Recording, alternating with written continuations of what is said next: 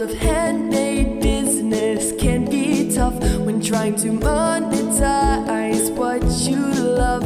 We've got truth bombs and motivation to help you find your way through.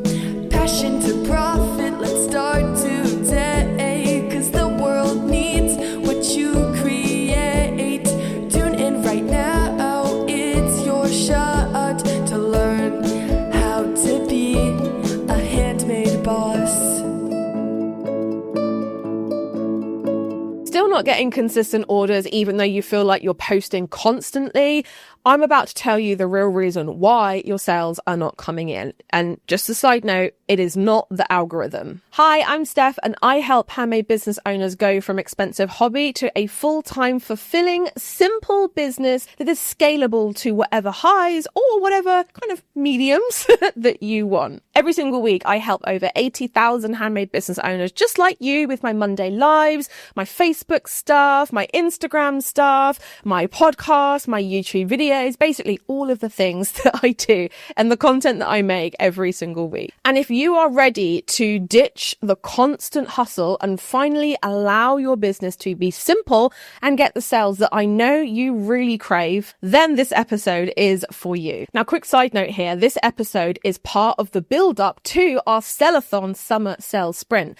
The first live will start on the 9th of June. So if you are listening to this around that time, you need to get in, sign up. The link will be below this video or below the podcast, however you are consuming this.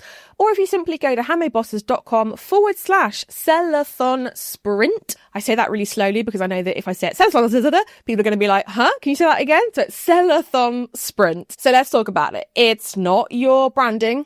It's not your prices. It's not even your product that is the reason why you are probably not getting consistent sales. It is simply put going to be your messaging. Okay.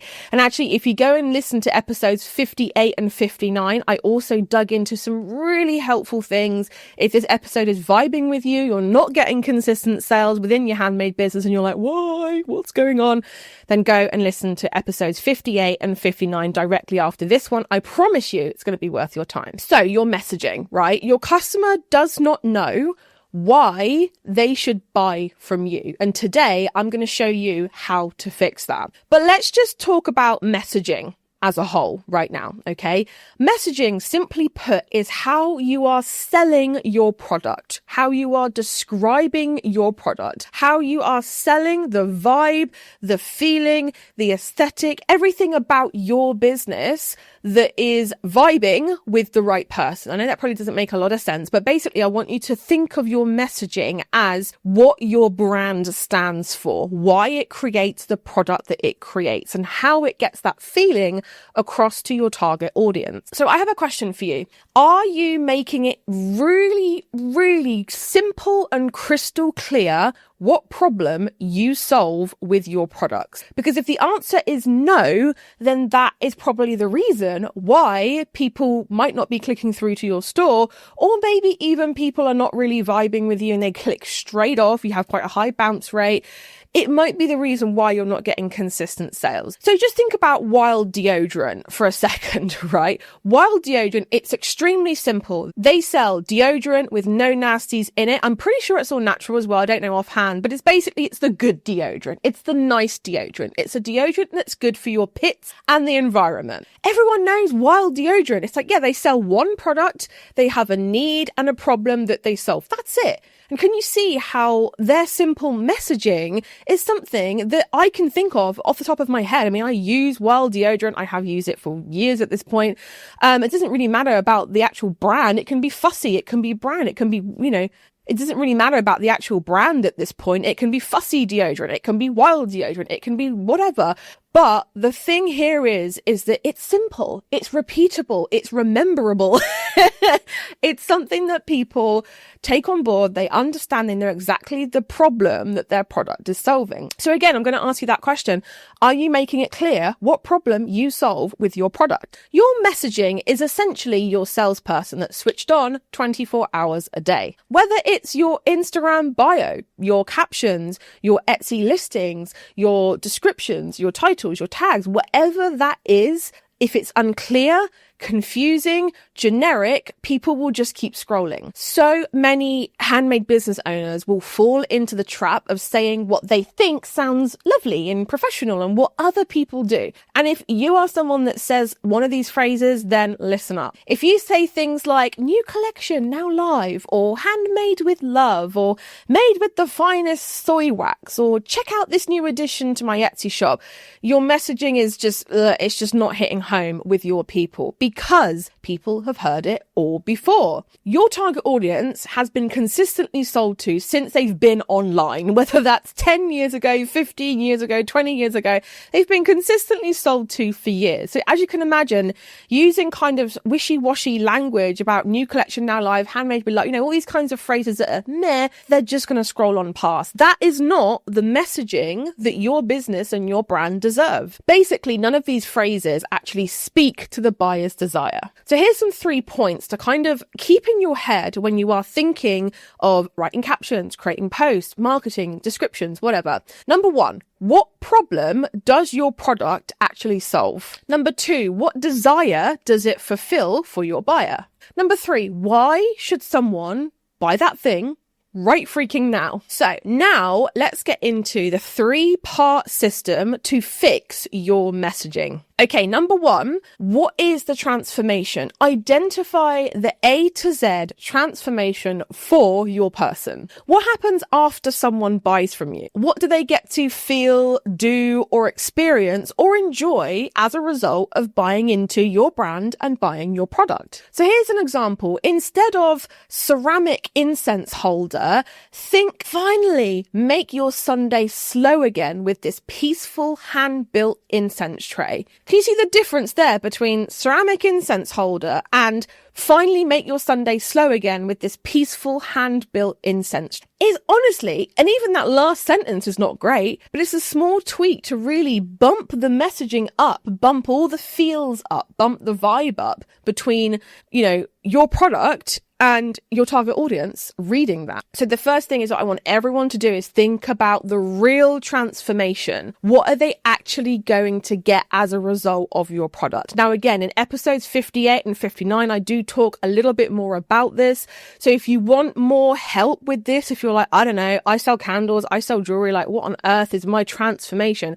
Then go and listen to those, because I do talk a lot about jewelry and a lot about, you know, different examples. But basically what you need to do is you need to go, what are my customers really getting when they're buying my product? It's not a mug. It's not a glasses case. It's not jewelry. It's not a sign. It's not a t-shirt. It's something. Insert thing here. Find X. Find the missing value. And it's really looking about what is that emotional connection, that emotional thing, that emotional piece that they are getting as a result of buying and using your product. So number 2 is use emotional language. Stop using just listing features. It's awesome to have a bullet point list of features and benefits for people who just want to skim. But as well as that, you want to start painting a picture. Now, this is not just in your descriptions either. This should be across everything you do, across your brand when you're talking about that particular product. Paint a picture with words. People buy because their product makes them feel something, not because it's 100% cotton. Do you see my point? Like, you're not buying a t-shirt because it's 100% cotton. You're buying a t-shirt because of how it makes you feel when you put it on. The 100% cotton is just something that is a nice cherry on top, especially if you're someone that can't wear synthetic fabrics, right? So please do not just bullet point out features, benefits. It has this, it has this, it has this, it has... No, like that's okay to a point, but you need to paint that picture. Be descriptive with your words. Use words that speak to comfort, identity, joy, relief, confidence, peace, whatever it is that your product brings them. Please make sure to paint that picture over and over and over again and consistently online when you're talking about your brand and your products. And honestly, you will see the difference. You will see the difference that people have when they buy your products. You will see the difference that people have when they are interacting with your brand. You will see the difference. So many times I speak to people, right? And I'll do one-on-ones or I'll do calls within our mastermind Rise. And basically what I will do is I will look at their business beforehand and then I will start to talk to them. them. And I look at their business and I'm like, yeah, okay, this, and this. Yeah, sure. Okay, fine. And then I talk to them and the makers are talking so passionately about their business. And I'm like, you know what? That's not coming across because your messaging is not painting that picture. Just because it's in your head, it doesn't mean that it's coming across online. So that's one of the little side tip that I would say is get someone else who you haven't spoken to about your business to look at your website, to look at your listings and be like, how is this coming across? What feelings are you getting when you're looking at this? And if they say, I mean, it's okay, then you're not doing a good enough job at painting that picture for them. So we've spoken about number 1, identifying the transformation. We've also talked about using emotional language. Number 2. Number 3 is making it about them, making it about that person. Your product is not the hero in its story here. Your customer is. So flip the narrative here. Don't say things like, I've spent 4 hours designing this new mug. Okay, the person reading it is like, sure.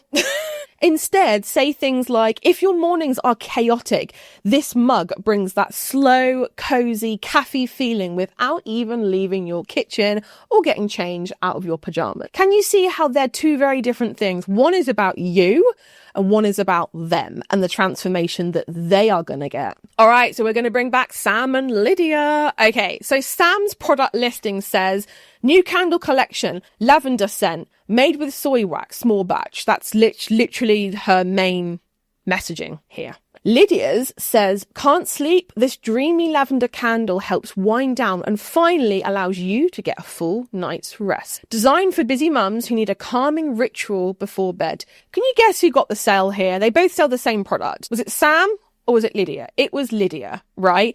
Lydia's messaging did not just describe the product, it described the experience, the result, the problem solved. Okay, so now let's talk about the homework that you guys have after this episode. I want you to go and read your last 5 marketing posts, whether it's Instagram, whether it's, whatever it is. It can be email, it can be Instagram, it can be Facebook, it can be whatever. I want you to go and read your last 5 posts. And I want you to answer this honestly. Like, the more honest you are, the more helpful this is going to be for you. Reading those last 5 posts, would you buy from you? Honestly, would you buy from you? If it was the first time you were seeing your business was through these last 5 posts that you've posted, would you buy from you? If the answer is no, then definitely run through these 3 steps again. It's as simple as that, right? You do not need to overcomplicate it. It's as simple as that. If the answer is yes, then I would just ask yourself again, are you sure you would buy from you? And if the answer is yes, fantastic. Your homework will simply be to go deeper on that messaging. Maybe have some conversations with people who've bought from you before and ask them to describe the experience that they have had with your product, because the words and the phrases and the things that they tell you, honestly, worth its weight in gold. So guys, thank you so much for joining me this episode. Please do not forget to like, subscribe, or leave a Apple Podcast review, because honestly, that helps us immensely get seen by more people. Thank you so much, and I will see you again this time next week. Bye everyone. Thank you so much for tuning in to How to Be a Handmade Boss. And if you're eager to boost your Etsy sales within just 7 days, then be sure to join my most popular free training at handmadebosses.com/conversion. You can also find the link in the show notes as well. Keep an eye out for our next episode, where we'll be continuing our journey towards handmade business success together. And until then, keep crafting and stay inspired, because the world really does need those special creations that only you can make.